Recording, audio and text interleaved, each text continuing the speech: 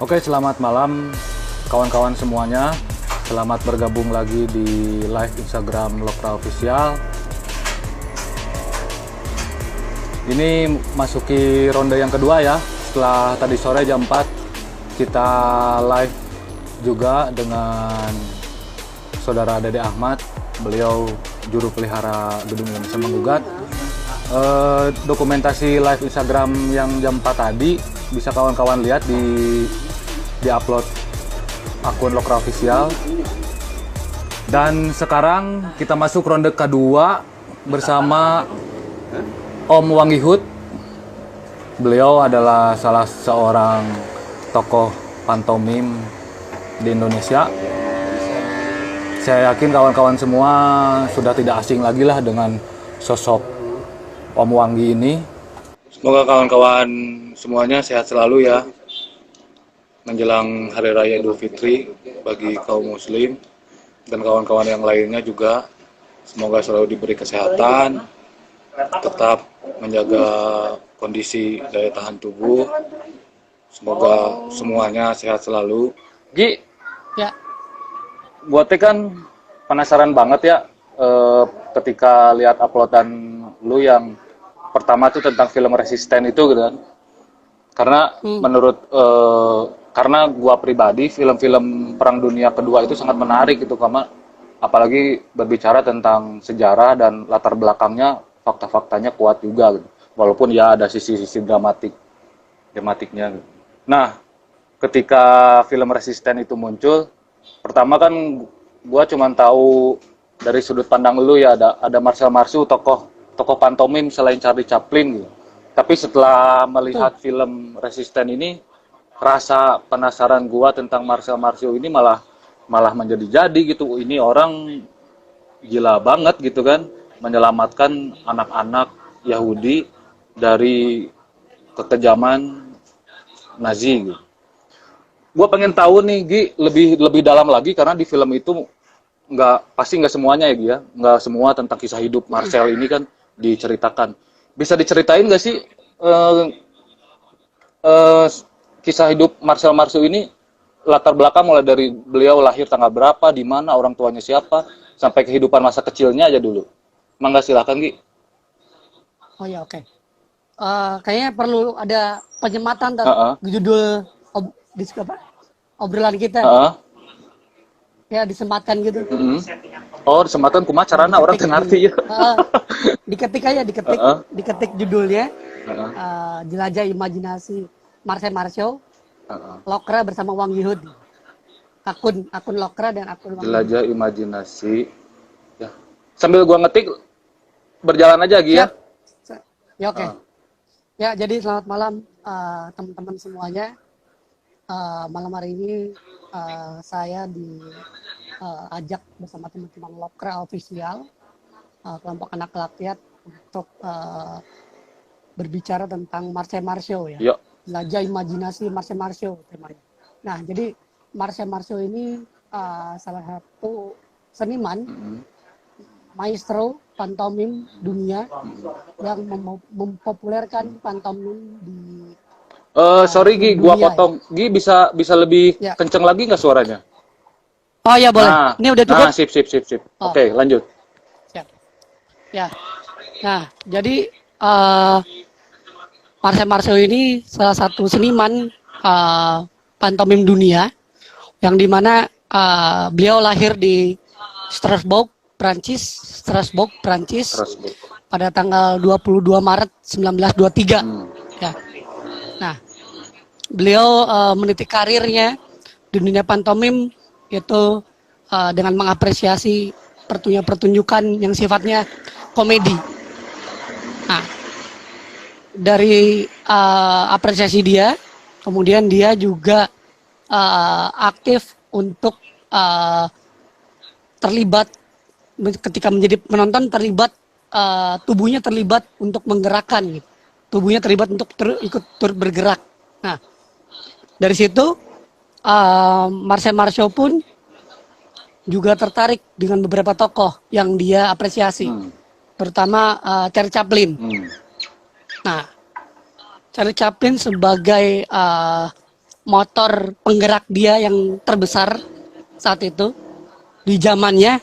Nah, kemudian dia mencoba untuk menjadi seorang badut seperti yang ditokohkan oleh Charlie Chaplin. Nah,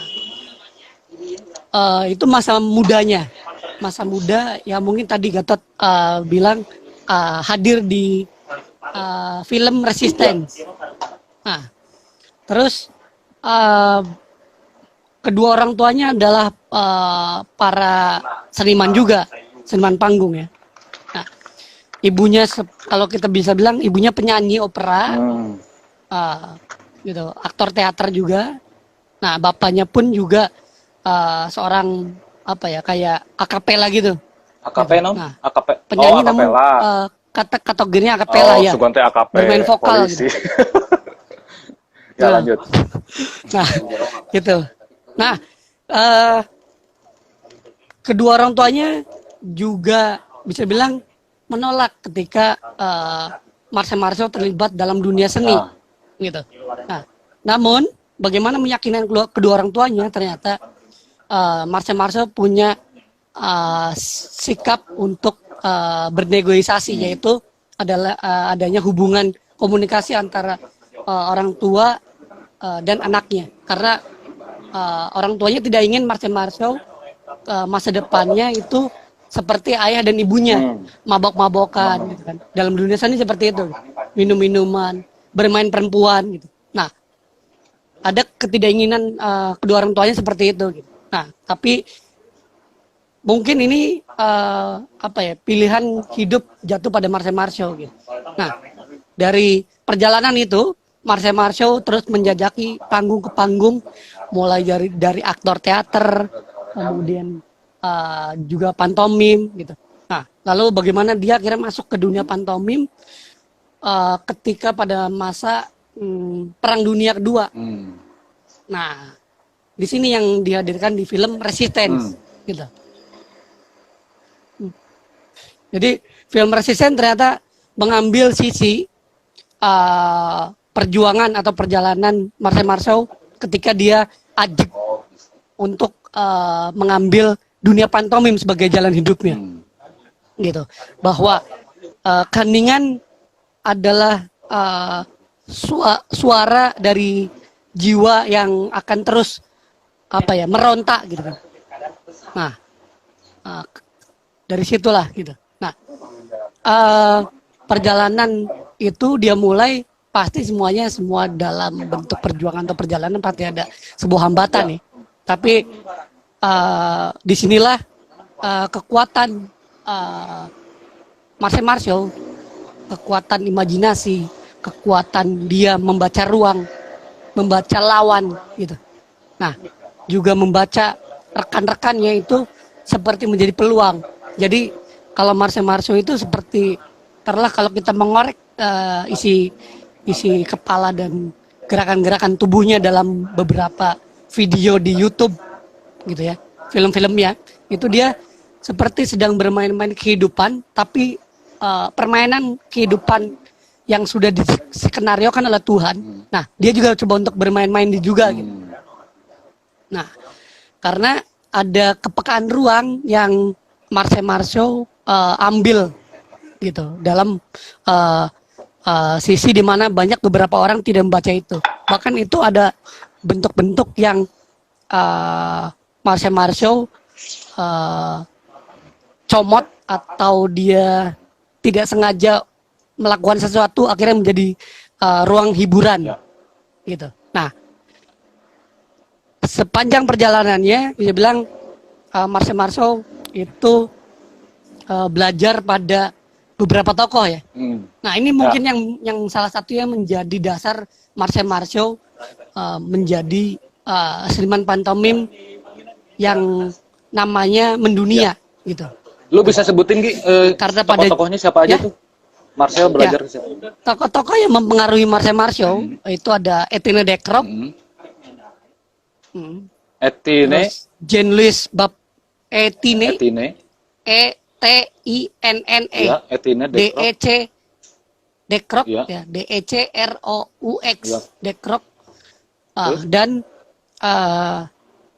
ada lagi selain Charlie Chaplin, Anthony Leclerc, dan Jean-Louis Baptiste. Jean-Louis Baptiste.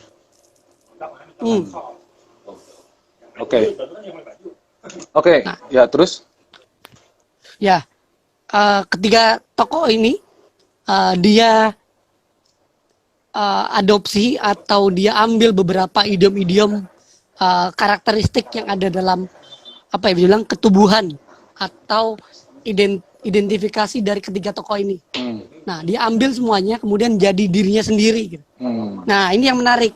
Ketika Marcio belajar dengan tokoh-tokoh, tapi dia tidak plagiat, gitu.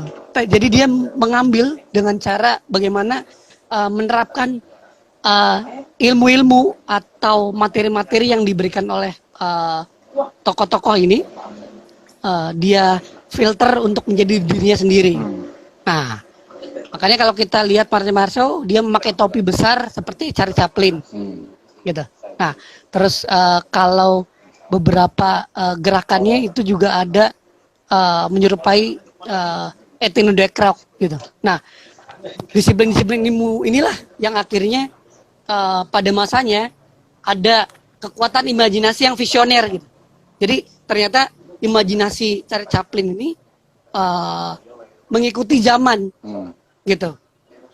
Jadi dia mengikuti perkembangan zaman, di mana zaman pada saat dia hidup itu terjadi peperangan, gitu. Nah, ketika terjadi peperangan, dia selalu menyuarakan stop war, gitu. Jadi ketika ada perang, ya pada akhirnya ada bentuk kepunahan, gitu. Dan itu banyak pada saat itu orang-orang tidak ingin terjadi, kan, karena salah satunya kematian itu, gitu. Termasuk orang tuanya juga salah satu korban dari peristiwa Holocaust, gitu. Nah, Oke. dia ya. Oke, tadi kan lu ngebahas tentang tentang riwayat orang tuanya juga sempat kan. Orang tuanya juga berarti memang si Marcio ini memang udah ada garis darah seni ya dari orang tuanya juga gitu. Ya, ya. Nah, ini sangat menarik sekali gitu kan ketika Marcio dia justru memilih perjalanan hidupnya ini hidup di dunia seni, terutama pantomim tuh yang justru orang tuanya sendiri kan melarang pada waktu itu kan.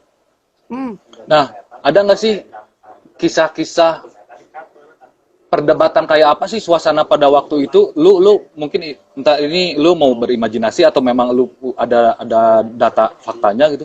Perdebatan apa sih yang antara orang tuanya itu, terutama bapaknya kali ya? Kalau gua dilihat di film kan bapaknya justru yang lebih ngelarang edan-edanan tuh. Perdebatan kayak gimana sih antara si Marcel dengan bapaknya ini gitu? Sampai dia bisa meyakinkan orang tuanya bahwa inilah hidup gua di dunia seni gitu. Ada nggak sih kisah-kisah lain gitu selain di film itu? Ya. Jadi salah satunya adalah selain dia menyelamatkan anak-anak yatim, ya, dan dia menyelamatkan jutaan anak yatim gitu ya. Jutaan ya? Gitu. Yang ya jutaan. Jadi dia itu membuat pos-pos. Jadi membuat ring satu dulu masuk gitu untuk menyelamatkan, baru ring 2. Ibaratnya satu kumpulan, satu kelompok, ada 20 orang dia selamatkan, 30 orang dia selamatkan gitu. Nah, karena itu tujuan dia untuk bagaimana menyelamatkan ibaratnya kehidupan. Nah, dengan cara apa? Dengan cara pantomim. Dia mengelabui petugas atau tentara Nazi. Nah, di sisi lain, karena dia juga terlibat di gerakan perlawanan Perancis atau French Resistance, gitu.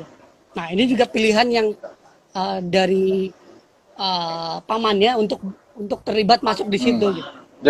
Dan dia juga tergabung di kelompok pemberontakan itu ya? Kelompok itu dia tergabung. Dan dia pun hampir bimbang saat itu. Dia hampir bimbang, sama seperti yang diceritakan di film. Dia pun hampir bimbang karena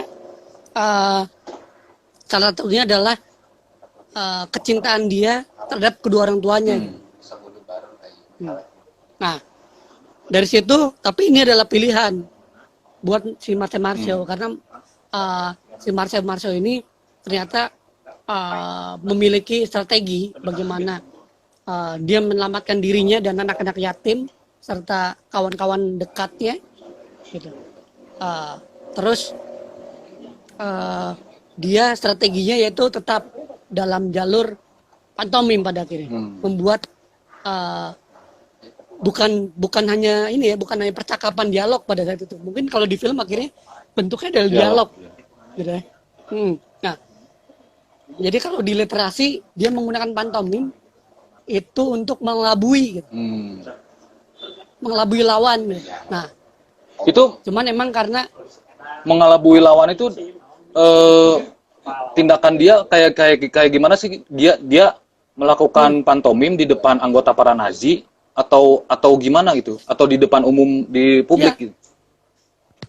ya salah satu dia melakukan gerakan-gerakan pantomim di depan para Nazi. Oh, sempet ya? Nah, soalnya di film kan nggak ada tuh. Iya, belum nggak Ya. ada. Jadi ketika dia melakukan gerakan-gerakan itu, ini pun ada semacam intervensi yang pada akhirnya dia diamankan dan diajak berdialog.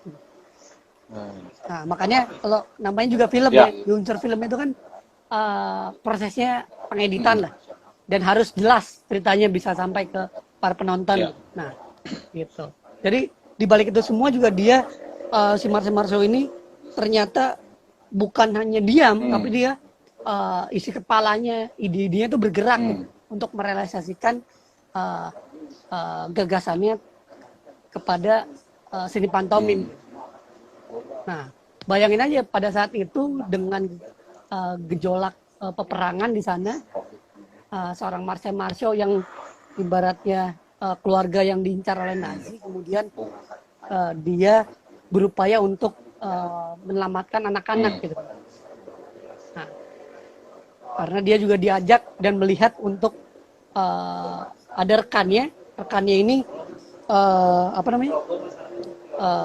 yang mengelola atau mengkoordinir anak-anak yatim korban perang Nazi. Nah, makanya dia temannya itu mencari Marcel Marceau untuk Marcel Marceau juga bisa menampilkan pantomimnya kepada anak-anak, gitu. Nah, di mana di film memang tidak diceritakan, sama halnya seperti film-film biopik lah. Kalau menceritakan hal seperti itu, pada akhirnya menceritakan hal-hal yang disembunyikan. Ya. Gitu. Makanya akhirnya yang diangkat adalah bagaimana Marcel Marceau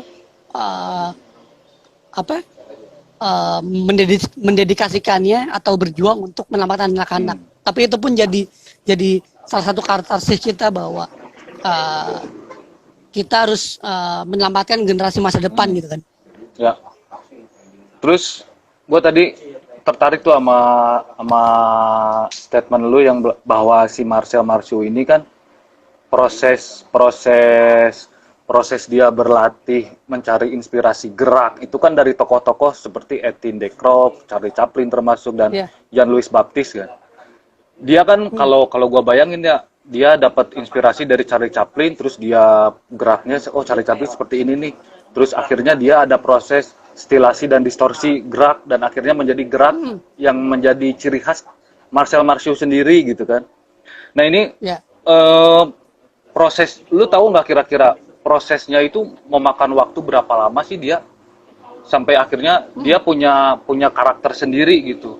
Apakah justru di hari tua itu dia muncul atau justru ketika selepas Perang Dunia Kedua dia udah punya punya identitas sendiri gitu? Nah, kebetulan Marcel Marceau orang yang berpendidikan. Nah, dia sekolah di sekolah milik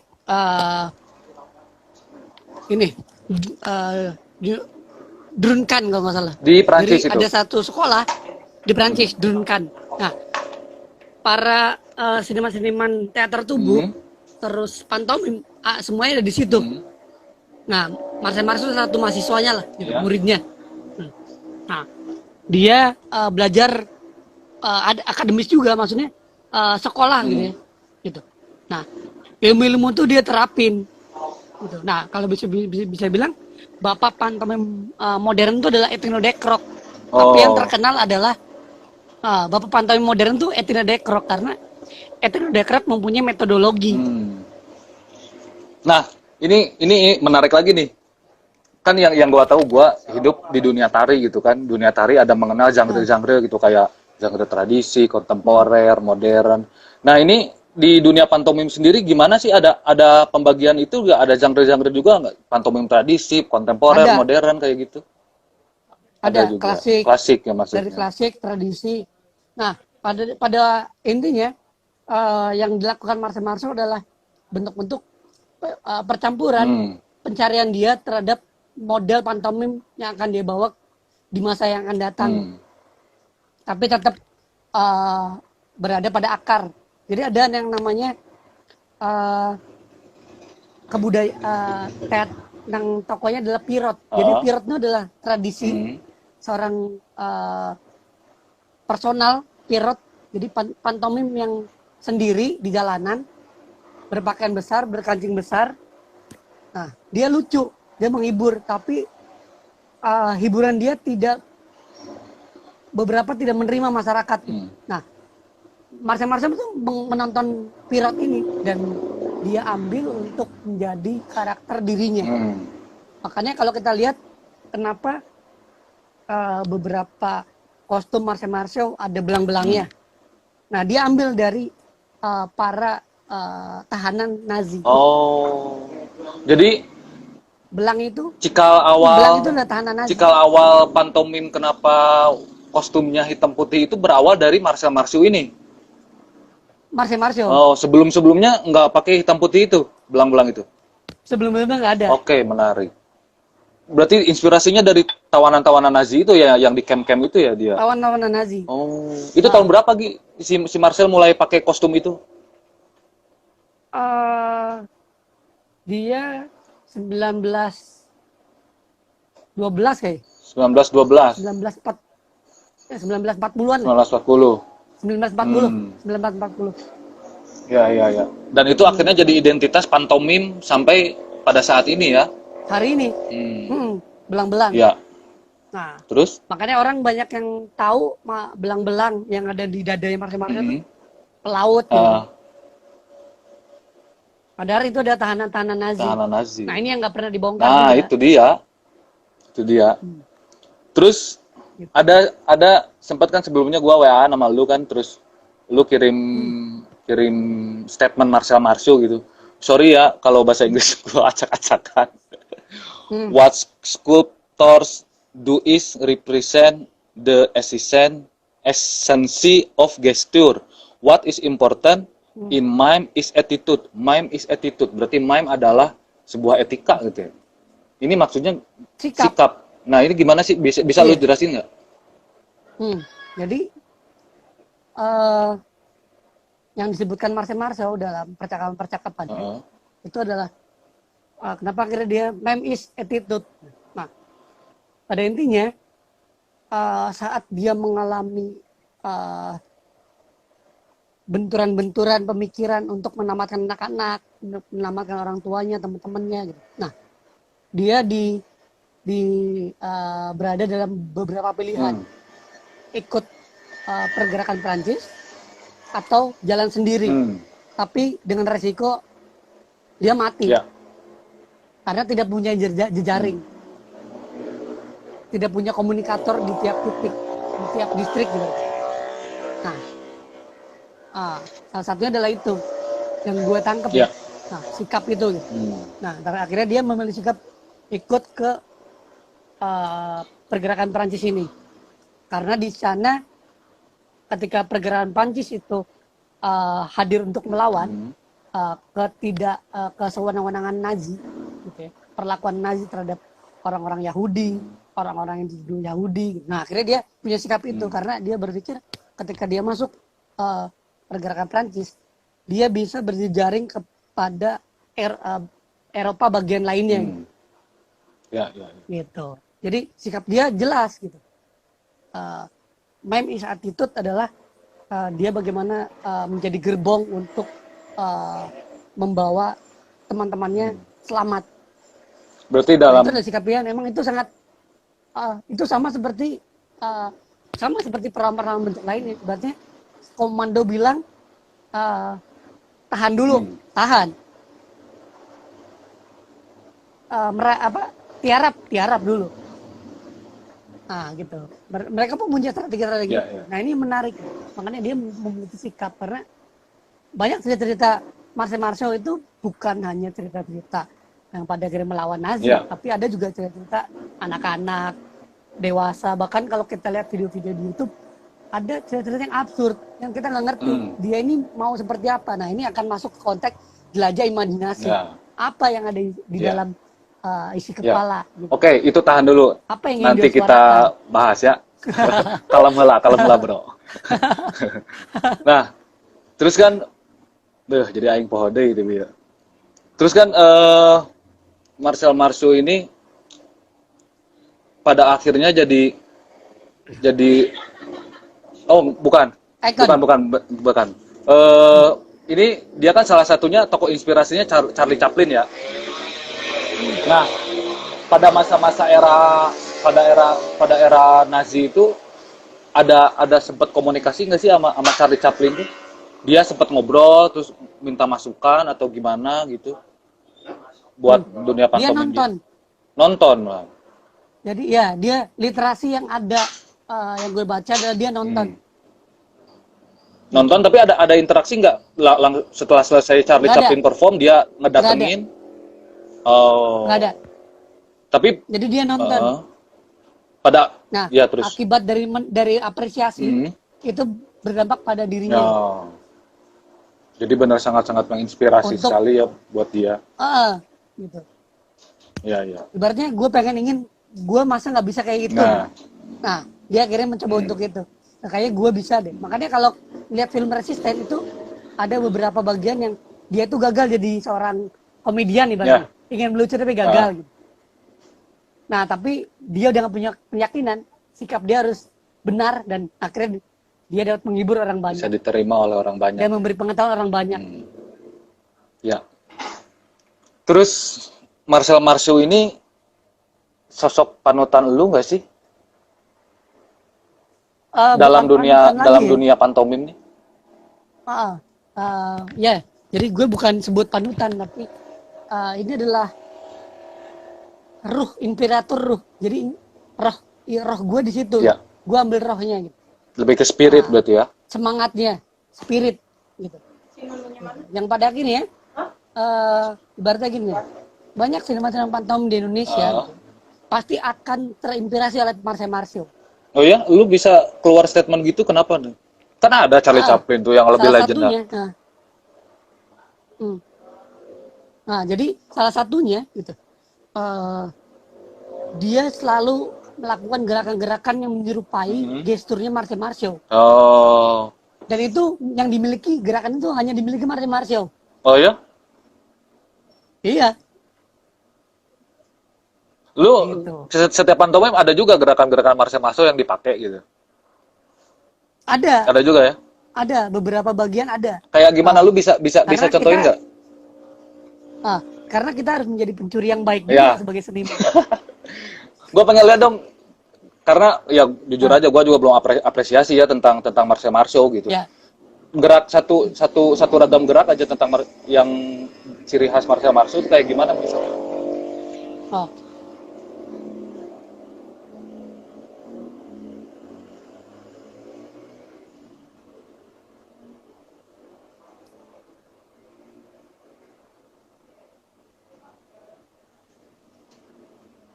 Nah, itu dipakai ya? sampai hari ini. Jadi kayak yang apa namanya jika kaca-kaca gitu tuh itu Marcel Marceau sebenarnya bukan Charlie Chaplin tuh. Bukan. Serius? Jadi gini, Tot. Iya, jadi gini. Charlie Chaplin tuh pantomimis. Nah, Marcel Marceau mimer. Oh. Ya. Keren juga ya. Pantesan lu ngebet banget sama Marcel Marceau. Tapi emang kemajuan literasi, kemajuan zaman itu banyak versi ya. Gitu. Nah, yang versi yang gue sebut ini adalah versi yang gue dapat dari War Game Organization. Oh, lu Makanya pada tergabung akhirnya, di MAM internasional juga ya? iya, gitu. Hmm. Nah, apakah sudah, gitu kan, Hmm. pantomim menjadi diri sendiri? Hmm. Nah, ibaratnya gitu. Iya, iya, iya. Oke. Terus tentang Marcel ini memang banyak yang perlu dikupas ya, karena memang orang-orang juga masih awam itu nama Marcel Marceau. Gue juga baru tahu Iya, Marcel Marceau itu ternyata tokoh itu ya setelah seringnya gue berinteraksi sama lu, terus diracunin film Resisten dan akhirnya malah jadi penasaran gitu kan. Nah, ya. Marcel sendiri sempat sempat bikin metode nggak sih atau pembelajaran tentang pantomim gitu? Sempat dibukukan dia Iya, bikin, sempat nggak? bikin dia penulis dan pelukis. Oh, sampai sekarang Nah, dia melukis, sampai sekarang buku Marcel itu masih masih sempat jadi pembelajaran nggak buat ada, sekolah-sekolah pantomim atau apa gitu? masih, kalau di Eropa masih. Ah, Dan akhirnya banyak beberapa seni pantomim di Eropa, di luar sana, juga menulis tentang Marcel Marceau dan tentang dirinya. gimana gimana? Nggak jelas. Jadi untuk sampai hari ini banyak beberapa seniman pantomim Hmm. menulis tentang biografi dirinya Ya. dan menuliskan tentang Marcel Marceau. Oh, berarti ketika Gitu. Marcel Marceau ini mendedikasikan hidupnya, perjalanan hidupnya di dunia pantomim, itu kan Charlie Chaplin masih ada kan, masih hidup ya. Nah, ini gimana Ya, nih masih hidup. tanggapan Charlie Chaplin kepada Marcel Marceau? Ini nganggap saingan atau justru malah malah hayu orang kita bareng-barengan yuk, saling tukar Ya. ide atau gimana gitu? Lu tahu nggak? Iya. Iya, pada dasarnya seperti itu karena di Eropa lebih menghargai Oh. orang-orang yang punya inisiatif untuk melanjutkan pemikiran, melanjutkan metodologi. Karena kalau disadarin, ibaratnya gua nanti mati, ya lo lanjutin deh. Tapi itu tidak diverbalkan. Jadi nggak ada gap-gapan atau persaingan kayak gitu ya? Nggak ada gap-gapan. Justru kayak ibaratnya ilmunya dia bagi pada murid-muridnya, dia bagi pada tempat-tempat lain, gitu, di kota-kota lain. Gitu. Oke, yang gua tahu kan Marcel menyelamatkan anak-anak Yahudi gitu dari cengkeraman Nazi gitu. Ada nggak sih kisah lain gitu selain menyelamatkan, selain tadi juga kan disebut dia gabung ke pemberontakan Perancis itu. Tapi ada nggak sih Ya. kisah yang menarik gitu yang selain menyelamatkan anak Yahudi, dia mungkin sempat menyelamatkan orang tuanya juga atau yang lain gitu, sempat nggak? Ada nggak cerita kayak gitu? Oh, dia nggak sempat menyelamatkan orang tuanya karena sudah terpisah. Oh. Pasti paling juga kisah asmaranya, Kisah asmara kisah Marcel. cintanya. Oh, dia nikah 3 kali, coy. Selama Perang Dunia itu. Ah, Selama Perang Dunia nikah 3 kali. Kumaha teh cerita? sampai umur ke berapa gitu? Oh. Umur ke berapa ya? 60 lah ada. 50-60 dia nikah 3 kali. Oh, berarti setelah Perang Dunia Yoi. ya. Jadi istri pertama dia ada 2 anak. Istri kedua dia nggak punya anak. Nah, istri ketiga dia anaknya 2 lagi. Jadi 4, totalnya 4 kalau nggak salah. Selama Perang Dunia itu dia masih bujang atau udah sempet nikah tuh? Bi? Setelah perang dunia dia masih bujang. Masih bujang. Ketika menyelamatkan anak itu memang dia masih lajang ya. Iya. Baru setelah perang Masih berakhir dia inilah menikah. proses percintaan lah. Jadi ada cewek gitu kan. Tapi belum. Ya. Karena kan yang di ending film Resisten itu kan itu siapa ya, pacarnya atau gebetannya gitu yang tiba-tiba udah masuk perbatasan dia meninggal gitu kan. Itu Iya. pacarnya ya? Gitu. Ya itu pacarnya. Pacarnya. Pacarnya. Merinding sekali. Jadi lebih ke sisi romantisme, cerita kisah-kisahnya selama Perang Dunia itu lebih ke romantisme itu ya, lebih ke ya proses berpacaran dia gitu kan. Nggak ada kisah-kisah lain yang dia menyelamatkan orang-orang tua gitu, orang-orang tua Yahudi sempat dia bawa. Nggak ada. Atau pemuda-pemuda Yahudi dia sempat selamatkan juga gitu? Nggak ada ya? Paling rekan-rekannya nggak Rekan-rekan. ada. Makanya yang diangkat dalam sejarah uh, perjalanan Marcel Marceau atau akhirnya Marcel Marceau diakui oleh uh, beberapa taruhlah ibaratnya apa ya kerajaan gitu ya. Jadi dia dapat mahkota atau dapat pin apa Ya, ya? bintang tanda jasa Ya itu pin ya. inilah tanda jasa lah gitu ya. Ya, ya, ya. Nah, baik di kampus-kampus atau negara-negara lain, salah satunya dialah ini yang patut menjadi contoh juga bahwa uh, seorang Marcel Marceau melalui pantomimnya dia menyelamatkan puluhan bahkan jutaan anak-anak gitu. Nah itu yang diangkat gitu. Gitu. Terus, Pada akhirnya dia juga seperti berdamai mengajak berdamai uh, dengan sejarah kelamnya gitu. tapi pasca Perang Dunia berakhir, dia sempat ada pengen ketemu sama orang-orang sama ex-Nazi gitu, terus berbicara dari hati ke hati kayak gitu, ngobrol doang. Terus kenapa sih lu ngelakuin ini? Kenapa lu mau jadi anggota Nazi dan ngebunuh orang-orang Yahudi kayak gitu? Sempat nggak, Gi? Nah, jadi itu kayaknya di umur ketika kejatuhan Nazi ya. Ya. Nah, ketika kejatuhan Nazi itu baru dilihat bahwa ada seorang seniman Marcel Marceau yang menyelamatkan anak-anak. Nah, ketika itu kali cerita itu hadir dan kemudian Marcel Marceau terus mengadakan pertunjukan ke berbagai macam negara untuk bersuara bahwa stop war. Gitu. Berarti selama ketika Perang Dunia berakhir, masuk ke era Perang Dingin, dia juga tetap mengkampanyekan itu ya, perang tentang perang, dampak dan bahaya Dan perang, kengerian perang. menyuarakan kemanusiaan. Gitu.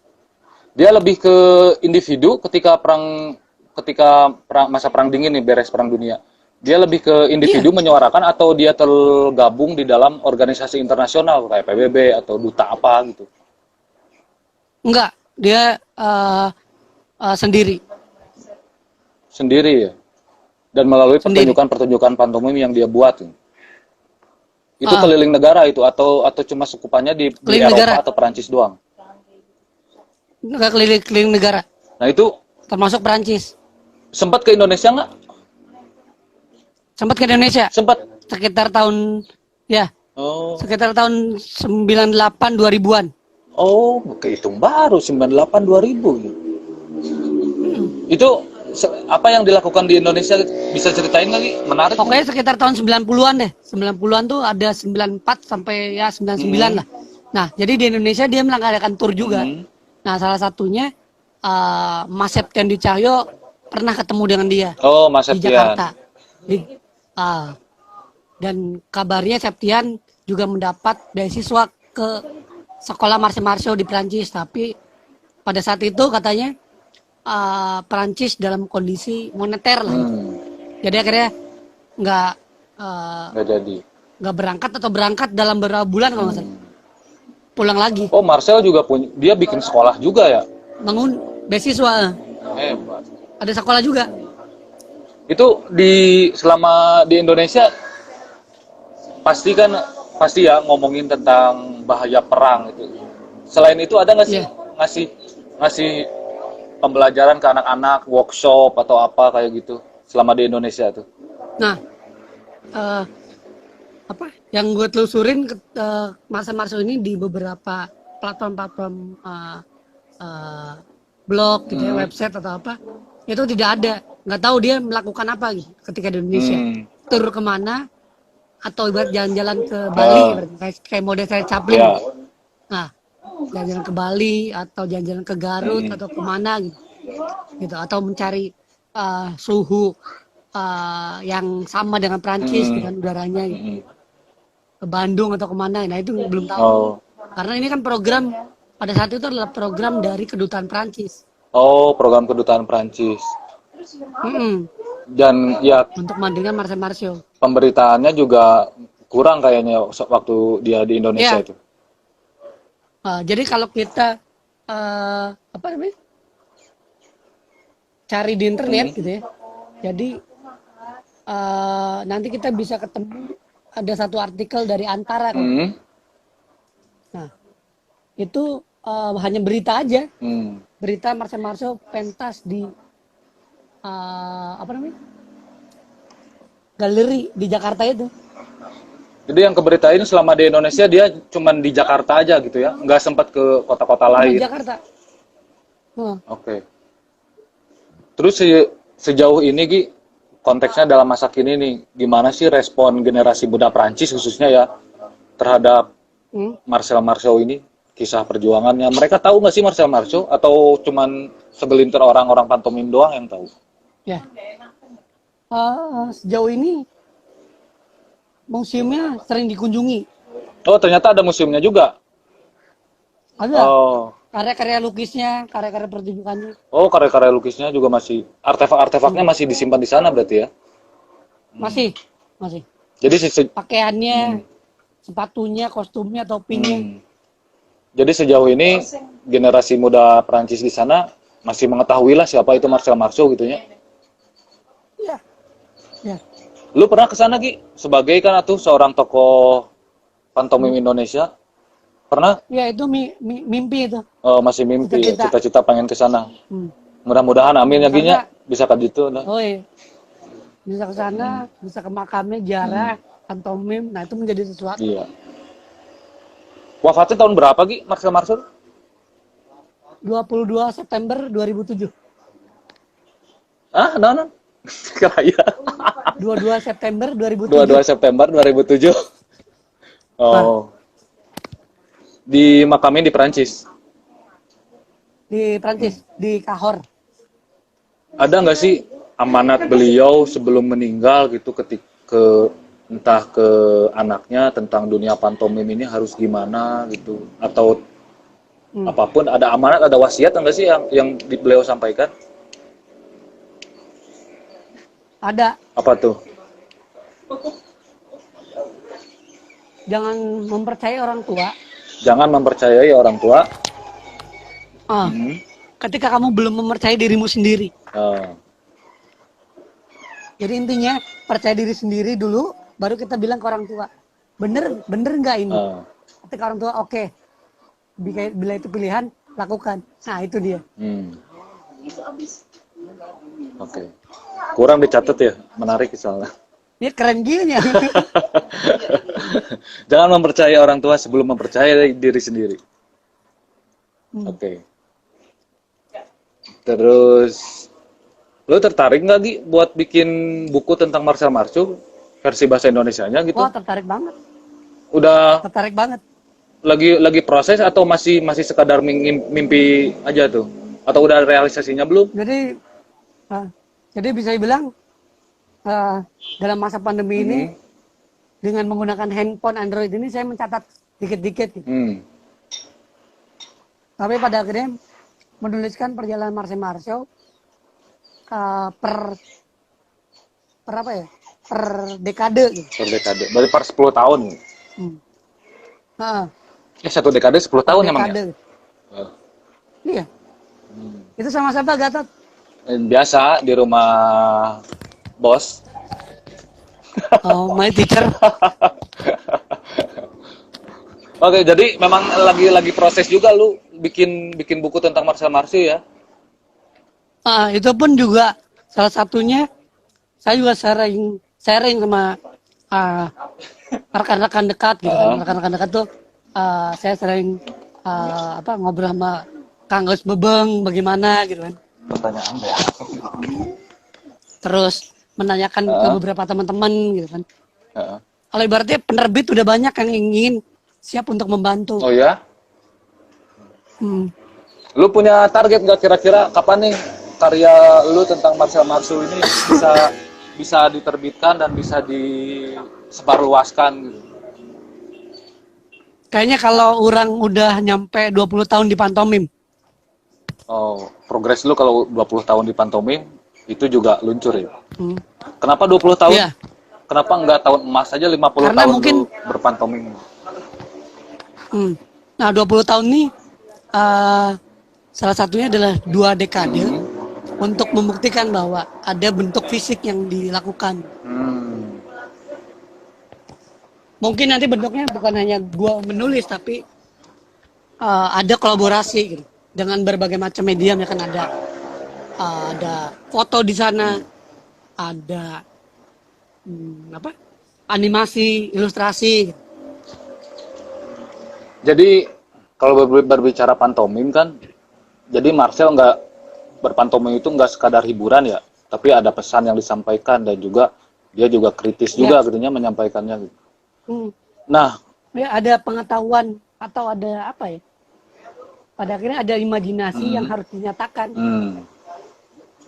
Gitu. Karena kalau ngeliat video-video atau film-filmnya, baik di karya-karyanya dia ataupun film-film yang Marcel menjadi aktor. Nah, itu juga ada pesan-pesannya. Walaupun memang pada akhirnya tubuh Marcel ketika diam pun dia udah berbicara. Iya. Gitu. Nah, lu kan sebagai artis pantomim, lu kan pasti mengikuti kan perjalanan pantomim dari awal ada sampai saat ini gitu kan. Nah, terutama tentang Marcel Marceau ini ternyata dia juga ada pesan yang disampaikan, nggak cuma sebatas profan gitu kan. Nah, sejauh mana sih peran pantomim dalam dunia pergerakan atau dunia aktivis di dunia gitu? Terutama si pantomim ini pengaruhnya dari Marcel Marceau gitu. Ini dunia pantomim sekarang ini ketika di dunia pergerakannya terpengaruh gaya-gaya Marcel Marceau nggak sih? Pemikiran-pemikiran Marcel Marceau nggak sih? Ya. Nah, jadi beberapa seni pantomim di dunia itu pasti kiblatnya dari Marcel Marceau. Tapi itu baik lagi pada pilihan-pilihan tema-tema yang akan diangkat. Tema-tema sosial gitu. Terus tema-tema kebudayaan, kemanusiaan. Nah, dia itu menjadi pilihan karena seperti ibaratnya seseorang yang mendiami tempat itu, ada apa di tempat itu. Nah, dia harus angkat itu, tema-temanya seperti itu. Dan itu jelas berpengaruh untuk beberapa teman-teman seniman ketika pantomim yang dilakukan oleh Marcel Marceau menjadi kiblat gitu, atau menjadi barometernya. Gitu. Nah, lihat aja dari beberapa kostum anak-anak muda sekarang, sepertinya akhirnya mengambil karakter dari Charlie Chaplin. Dia jahit sendiri, dia bikin topi Marcel Marceau. Nah, itu jelas gitu. Berarti dia mengidolakan si Marcel Marceau. Itu banyak banget. Nah, tapi apakah hanya mengidolakan tapi tidak melakukan realisasi yang diharapkan oleh Marcel Marceau terdahulu?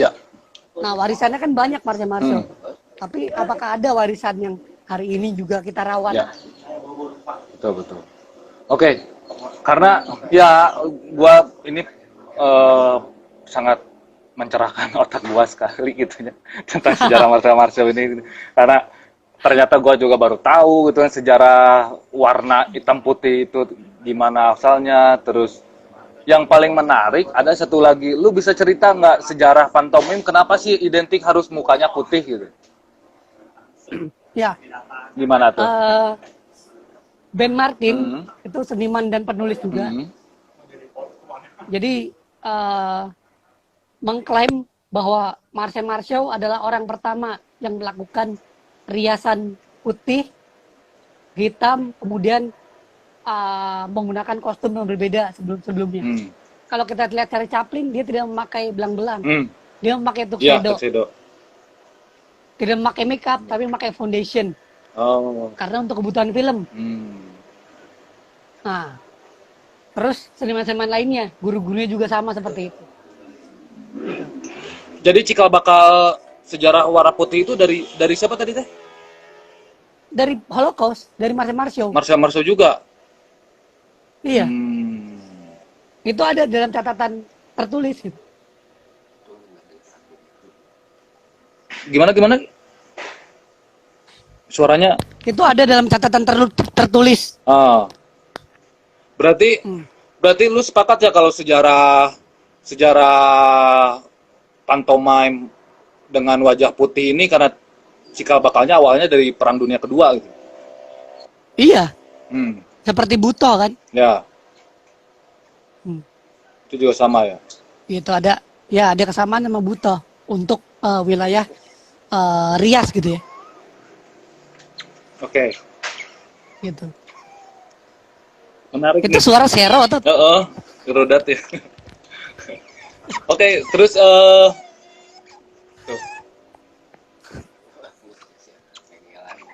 Oke, terus Gi, ini knowledge-nya mungkin kawan-kawan yang ingin bertanya tentang Marcel Marceau bisa silakan di kolom komentar tulis. itu kayaknya udah ada pertanyaan coba. Scroll ke atas. Ada Mana? 3 atau 4 pertanyaan gitu. Oh, wah. Ada.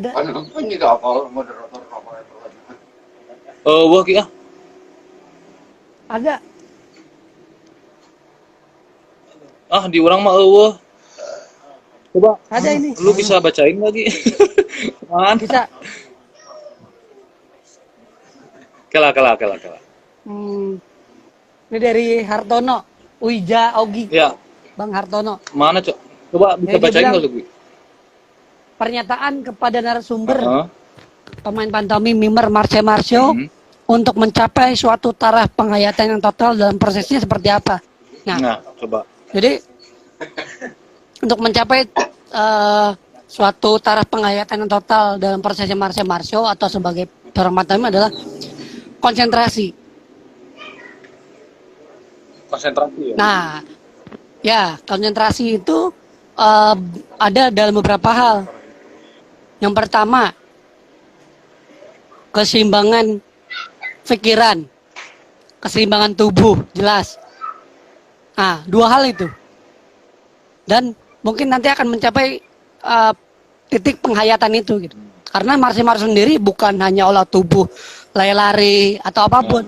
Dia juga ternyata meditatif. Dia seperti seorang yogis gitu. Oh. Dia mendengar bunyi-bunyian bunyi-bunyi dari Asia gitu.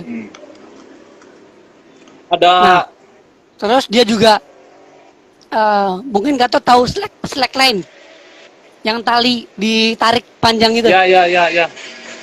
Nah, dia juga main keseimbangan di situ, keseimbangan tubuhnya. Nah, itu juga yang pada akhirnya dia aplikasikan ke bentuk pantomim. Slackline itu jadi inspirasi di pantomimnya Marcel Marceau juga itu teh. Iya, ada karya Marcel Marceau yang memainkan itu. Gitu. Jadi buat Bang Hartono ini ada 2 itu, keseimbangan untuk mencapai taraf penghayatan yang total itu adalah konsentrasi. Konsentrasinya terbagi. Nah, konsentrasi di mana menyeimbangkan pikiran sama mungkin nanti akhirnya ke tubuh ya, penyimbangan tubuh gitu. Ya. Gitu. Ketika pikiran kita fokus atau konsentrasi kita bagus, nah tubuh akan berpengaruh gitu. Oke Gi, ini waktunya kan udah 56 menit nih. Kayaknya karena obrolannya masih menarik, kayaknya diperpanjang nggak apa-apa ya. Sekitar siap. 30 Ini juga ada lagi pertanyaan. 30 menit. Oke. Ini ada pertanyaan dari AM1G Dala, Amigdala. Ya coba Jadi di urang mah ya pertanyaannya dalam kreativitas Marcel Marceau sering mengangkat tema apa? Oh udah, tadi tema-temanya udah, tema sosial, tema kemanusiaan, tema anak-anak gitu. Oke. Nah, dia menjelajahi itu gitu. Makanya dia menjelajahi imajinasi anak-anak hingga dewasa, bahkan hingga makro, hal yang makro gitu. Gitu. Jadi sebenarnya Dari hal yang makro menjadi hal yang mikro, menjadi kecil gitu terhadap dirinya. Jadi dunia pantomime menurut Marcel Marceau ini ya dia juga kalau gua simak ucapan lu tadi sama aja kayak dunia tari gitu ya. Dia ada proses meditasi dulu, terus ya pencarian gerak, inspirasi alam, semua itu menjadi inspirasi buat dia gitu kan ya. Nggak beda jauh sebenarnya sama dunia tari juga ya, prosesnya juga gitu. Iya. Nah, Cuman bagaimana sederhananya gini, eh, apa ya, merebut peluang Hmm. atau merebut narasi, Hmm. apalagi di zaman teknologi sekarang Ya. ini. Ya. Terus sebenarnya si pantomim ini pada akhirnya lari ke berbicara tentang tubuh ya. Si pantomim ini pada akhirnya lari ke persoalan tubuh sosial atau tubuh budaya sih sebenarnya? Kedua-duanya. Kedua-duanya. Lu bisa jelasin nggak kenapa lu lebih memilih pada akhirnya memang ini kedua-duanya bisa masuk gitu?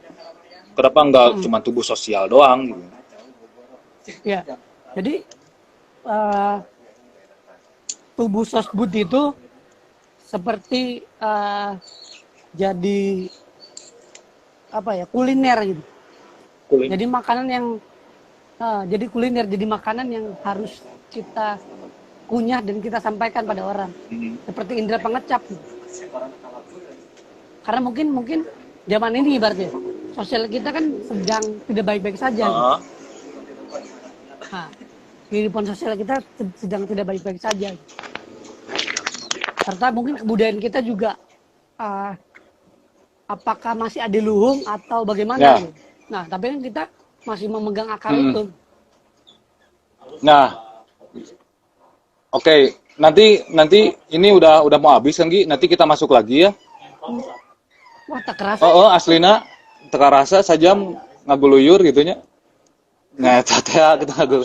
Oke, nanti kawan-kawan kita cut dulu.